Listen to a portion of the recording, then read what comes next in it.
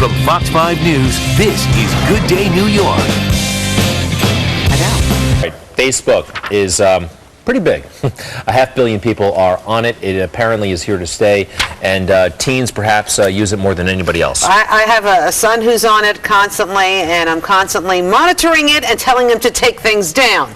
But it's not always easy to monitor this situation. Our next guest has some answers. Hopefully she can help you this morning too. Her name is Linda Fogg-Phillips. She is the mother of 8.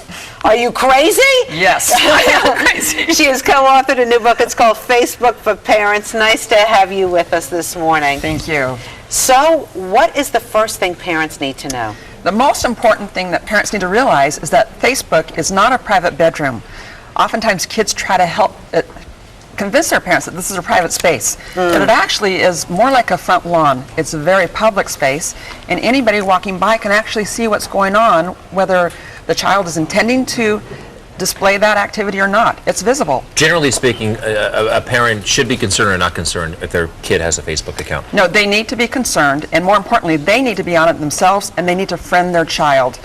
This is a new culture. It's a new world for those of us that are parents. It's a native world for our children.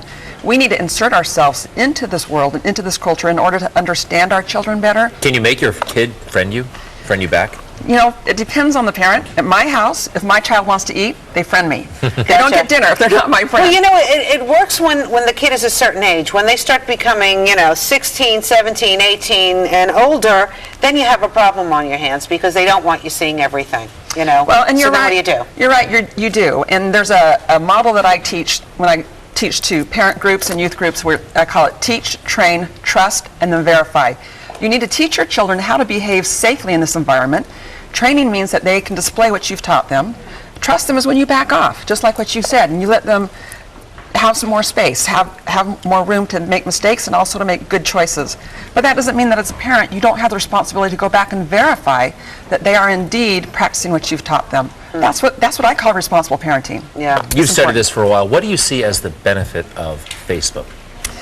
From a family standpoint? Sure. I am seeing where it really strengthens families and brings families closer together. How so? It seems like they're on the computer and they're not interacting when they could be.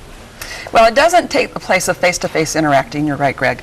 But what it does do is it allows families that don't live in the same vicinity to interact with like my children interact with my parents, so they've been able to build a stronger relationship with their grandparents, not just face-to-face, but on a daily basis through what they post on their wall and the interaction. Photos that they put up that their grandparents can see. Now, there are ways to privatize these photos so nobody else can see them if they choose to do that, and that's important. That's one thing that parents need to learn to teach their children, is how to privatize your photos, your albums, your posts, your comments, anything that you put on Facebook. You can, if you know how, set the privacy settings so they're not accessible to everybody. But as far as strengthening families, this is a great tool to bring families closer together. It's also a great tool for parents to really understand what's going on in the minds of their children. Oftentimes, our children haven't quite developed the ability to verbalize how they're thinking and how they're feeling. Right. But yet they're comfortable writing on a wall. Yeah. So, as a parent, if you can see that, Yeah. then that helps you know how to better And go to your son's or daughter's friends' walls also. That's also very telling. Yes. All right. Let me ask you this. Final question. Rosanna tweets probably 400 times a day. Yet she does not have a Facebook account. Isn't there something kind of just out of balance? My husband has a Facebook account. And So he monitors my but son. everybody in the family should have one. You got to have one, and you got to friend LJ. If you don't do it, I will. If your child is on I'll friend him anyway. But if your child's on Facebook, you absolutely must be on Rosanna, Facebook. I thought you were a better mother than that. I'm sorry. My husband's monitoring my son on Facebook, and my brother, and my sister, so don't worry, he's being watched every step of the way. He's being watched. I taught at Stanford University with my brother, and this book was a result Hey, we're putting it up. Yeah, go for it. Facebook for Parents. Buy it. This answers the top 25 questions that parents have. It's available on Amazon. Everywhere books are sold. Of course.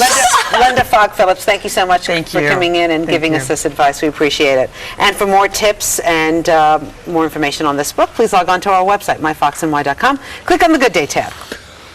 It's time.